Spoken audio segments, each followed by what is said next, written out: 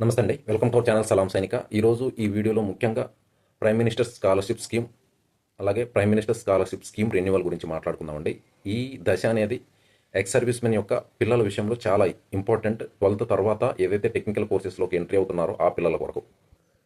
ఇక్కడ ఎక్స్ సర్వీస్‌మెన్‌కి చాలా అమౌంట్ అనేది ఖర్చు అవటం జరుగుతుంటుంది. కానీ తను సర్వీస్‌లో లేకపోవడం వల్ల ఈ అమౌంట్‌ని భరించడం అనేది చాలా కష్టమవుతుంది. అయినప్పటికీ కేంద్రీయ సైనిక్ బోర్డ్ తన తరపు నుండి ఎంత వీలైతే అంత సపోర్ట్ చేయడానికి ప్రయత్నిస్తుంది కనుక ఇలాంటి స్కీమ్ గురించి మనం పూర్తిగా తెలుసుకున్నట్లయితే మనకి కొంతైనా కానీ సపోర్ట్ అనేది దొరుకుతుంది. ఈ విషయం సంతోషకరమైన విషయం. మన విషయంలో ఎవరైతే ఎక్స్ సర్వీస్‌మెన్ లేదా వీరనారిమణులు ఉంటారో వీరందరికీ కూడా చాలా సంతోషకరమైన విషయమే. కానీ ఇందులో కొన్ని కండిషన్స్ ఉన్నాయి. ఇవి తెలుసుకోవడం మనకి చాలా ఇంపార్టెంట్. అవేంటనేవి ముఖ్యంగా చూద్దామండి ఈరోజు. ఇప్పుడు 12th కంప్లీట్ అవ్వగానే అంటే ఈ 12th వరకు మనకు సీఏ కింద వస్తుంది, చిల్డ్రన్ ఎడ్యుకేషన్ అసిస్టెంట్ కింద. ఇక్కడ ఈ సంవత్సరం నుండి ఏమవుతుందంటే మ్యాక్సిమం ఇద్దరు పిల్లలకి మనం అప్లై చేసుకోవచ్చు. ఒక్కొక్క పిల్లవాడికి 24,000 వరకు మనకు ఫైనాన్షియల్ అసిస్టెంట్ ఇవ్వడం జరుగుతుంది. ఈ 12thలో మనకి 24,000 వరకు ఇస్తారు కదా. 12thలో 60% అబవ్ మార్క్స్ ఎవరికైతే ఉంటాయో వారికి ఈ పిఎంఎస్ఎస్ అనేది మనం అప్లై చేసుకోవచ్చు.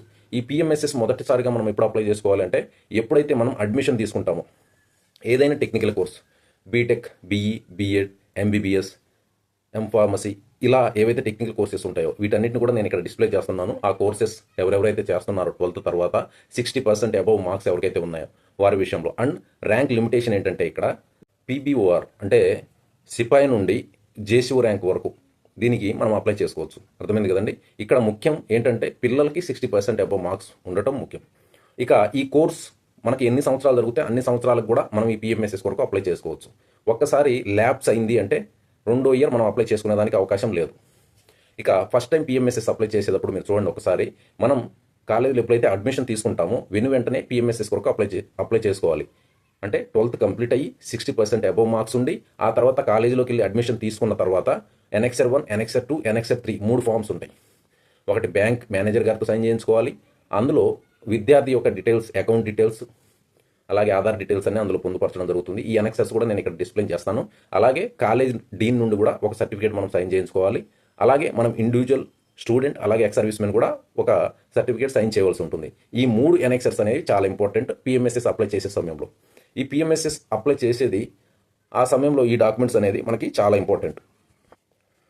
అయితే ఇవి అప్లై చేసిన తర్వాత ఒక మెరిట్ లిస్ట్ కూడా కేంద్రీయ సైనిక్ బోర్డు నుండి రిలీజ్ అవడం జరుగుతుంది. దాన్ని బట్టి ఆ అమౌంట్ అనేది రిలీజ్ అవడం జరుగుతుంది. ఈ అమౌంట్ ఎక్కడి నుంచి మనకు రిలీజ్ అవుతుంది? ఆర్మ్డ్ ఫోర్సెస్ ఫ్లాగ్ ఫండ్ ఒకటి ఉంటుంది, మీకు తెలిసే ఉంటుంది. ఆ ఫండ్ నుండి మనకి అమౌంట్ రిలీజ్ అవడం జరుగుతుంది.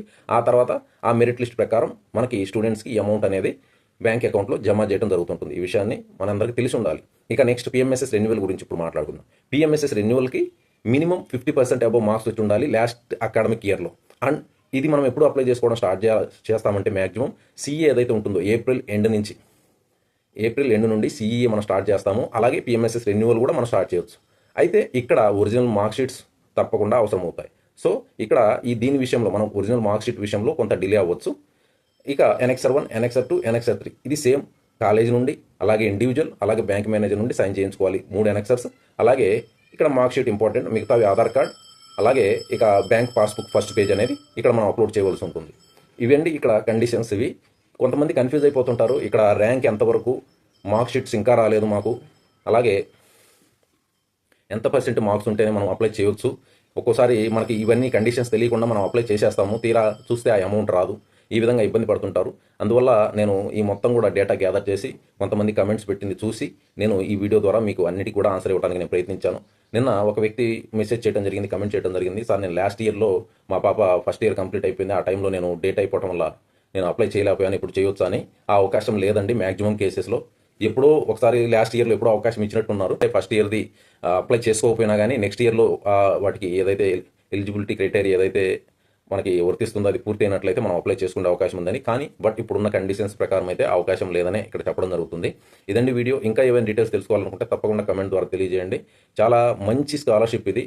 మనకి 4 ఇయర్స్ 3 ఇయర్స్ ఎన్ని సంవత్సరాలు ఆ కోర్స్ అయితే అన్ని సంవత్సరాలు మనం ఈ ప్రతి నెల కూడా బాబుకైతే 30,000, పాపకైతే 36,000 ప్రతి ఇయర్ కూడా మనం తీసుకునే అవకాశం ఉంది. మినిమం 50% అబవ్ మార్క్స్ మనం పొందినట్లయితే. ఇక ఈ పిఎంఎస్ఎస్ రెన్యువల్ ఆన్లైన్లో మనం ఎలా అప్లై చేసుకోవాలనే ప్రాసెస్ పూర్తిగా తెలుసుకోవాలనుకుంటే నేను డిస్క్రిప్షన్లో ఆ వీడియో లింక్ ఇస్తానండి. తప్పకుండా మీరు ఆ వీడియో చూసి మీరు అప్లై చేసుకోవచ్చు, ఎలా అప్లై చేయాలనేది. ఇక రెండో విషయం ఏంటంటే కొంతమంది ఇప్పుడిప్పుడుగా రిటైర్ అయ్యి వస్తుంటారు. అలాంటి వారికి ఈ వీడియో అనేది చాలా ముఖ్యమైనది. వాళ్ళందరికీ కూడా ఈ వీడియో షేర్ చేయడానికి ప్రయత్నించండి. అలాగే ఇంకో 2 ముఖ్యమైన వీడియోస్ ఉన్నాయి. అవేంటంటే వారు రిటైర్ అయిన తర్వాత కొంత అమౌంట్ వస్తుంది. వాటిని విషయంలో చాలా అత్యుత్సాహంగా ఉంటారు. మనకు ల్యాండ్ వస్తుంది కదా, ఇళ్ళ స్థలాలు వస్తాయి కదా అనేసి. కానీ మా అనుభవం ప్రకారం ఇక్కడ ఎక్స్ సర్వీస్ మెన్ యొక్క అనుభవం ప్రకారం ఒక వీడియో చేయడం జరిగిందండి. అందులో డేటా అంతా గ్యాదర్ చేసేసి ఆ వీడియోలో క్లియర్గా ఎక్స్ప్లెయిన్ చేయడం జరిగింది. ఈ దళారుల విషయంలో అలాగే రెవెన్యూ డిపార్ట్మెంట్ విషయంలో ఎంత జాగ్రత్తగా ఉండాలనే విషయము. అది వీడియో చూసిన తర్వాత మీరు ముందుకు కొనసాగండి. ఈ భూముల విషయంలో ఎలా చేయాలి ఏంటనేది. ఇదండి వీడియో. మరో వీడియోలో మళ్ళీ కలుద్దాం. జై హింద్.